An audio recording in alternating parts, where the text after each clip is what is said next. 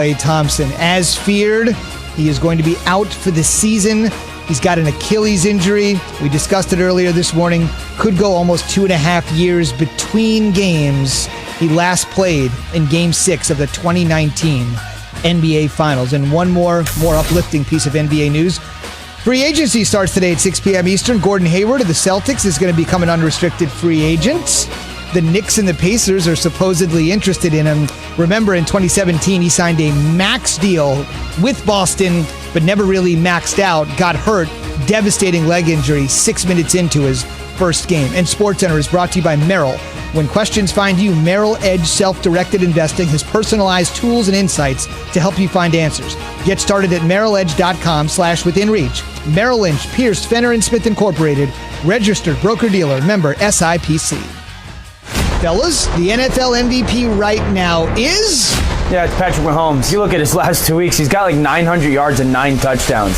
Mahomes back to pass. Pressure coming hard. They are still the best team playing football in the world right now, and it's because of their quarterback. Makes the catch into the end zone for the touchdown. But the one thing we don't talk about enough is his poise when games are in pressure-packed situations. Patrick Mahomes just got rid of the ball. 48 yards.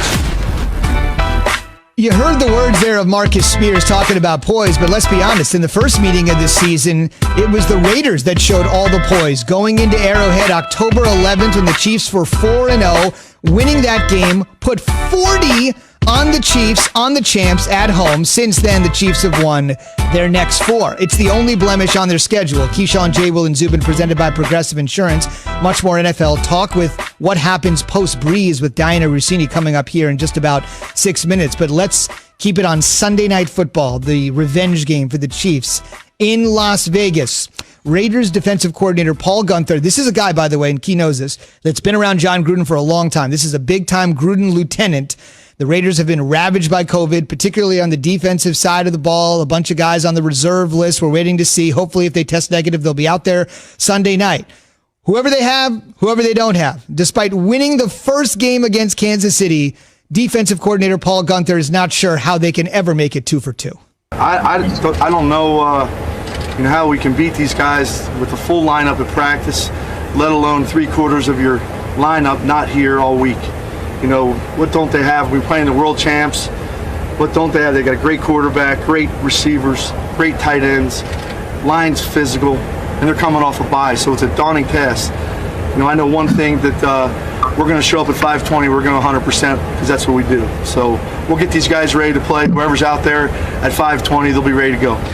Huh? Like, where's the confidence? He's just talking, man. He's just talking. He's sitting there saying, oh, well, I don't know, 5:20, whoever we have, they'll be ready 100%. They got a great quarterback, great this, coming off a bye. That's that coach's stuff.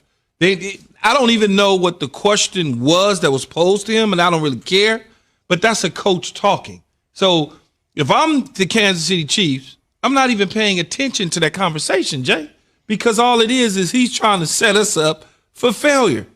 You think you want to dupe us? You think we that stupid where we just gonna listen to you and believe everything that you putting out there to the media? That's a Gruden tactic. That's a coach's tactic. I mean, that could be a play. I mean, that could easily, sometimes you say things put stuff out there to see how the other team can maybe take you for granted or not look at the matchup that seriously. I understand. I'm going to play devil's advocate here, though, just a little bit, because I feel like sometimes this happens, and I don't know if this actually happened in this particular media interview, because, Key, you and I both have had some gripes with journalists here and there, right? Yeah, Zubin. So I'm not saying this happens. I'm just trying to provide context and give a variety of reasons why he could say something sarcastic or something like that. Sometimes what happens is when people ask you questions or people come out with headline stories and they don't really give full context. So I feel like in the age today, if the Chiefs were to dominate the Raiders, people won't talk about the fact that the Raiders haven't had a full week of practice or that people are out due to COVID or that injuries are there to talk about that. People will come out the headline like this Raiders team isn't it. So sometimes maybe just to play devil's advocate, Key, if you're a coach, like, no, in my interview, I'm going to make sure that you understand here are all the feats that we're actually facing going into this game. It could maybe sound like a built-in excuse, but to a degree, I want you to know that before you write any of these crazy articles saying that we're not a team that's it, because Key, you and I both agree that they have a chance to be an it team, that these are the parameters in which we're actually playing with. I don't really know that anybody that is in the I was almost called it concussion protocol, but the COVID protocol, I don't know if any of those guys are major factors to what they might do on the defensive side of the ball.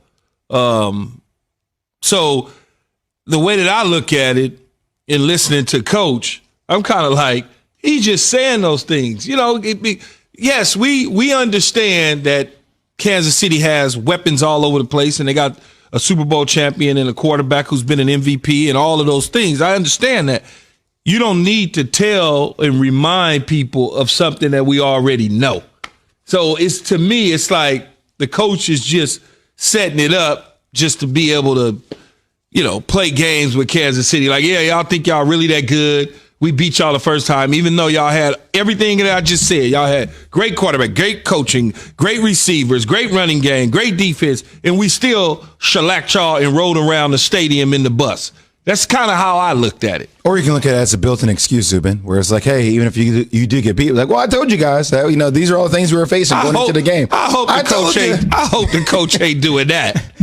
NFL insider Diana Rossini with much more on a huge NFL Sunday and Monday in 2 minutes. But Key mentioned the bus. If you didn't hear that story, back on October 11th, when they won that game and really opened the eyes of the league, Coach Gruden took a victory lap bus tour around Arrowhead Stadium. He really couldn't go around Arrowhead Stadium inside to find those Raider fans that travel to every game because it just aren't fans at games. So he said, all right, we're not going to have the victory lap inside the stadium. Let's do it outside of the stadium. But this is an important point as well. There's a lot of people that'll say, yeah, you know what? Raiders clipped him.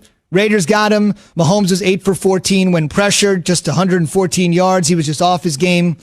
You get him twice. You get him twice.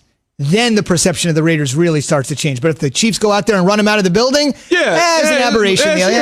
Exactly. But it's up to the Raiders to change that, though, right? It's up to them to change that, take care of business again against Kansas City so they can be taken for real in the AFC, because I'm going to be one of those guys. This is a litmus test game. Yes, absolutely. I'm going to be one of those guys. You go out there and you get shellacked and they hang 40 on you, I'm going to have a problem with that, because this is a moment of an opportunity for you to take the next step. Now you can apply that pressure within the division.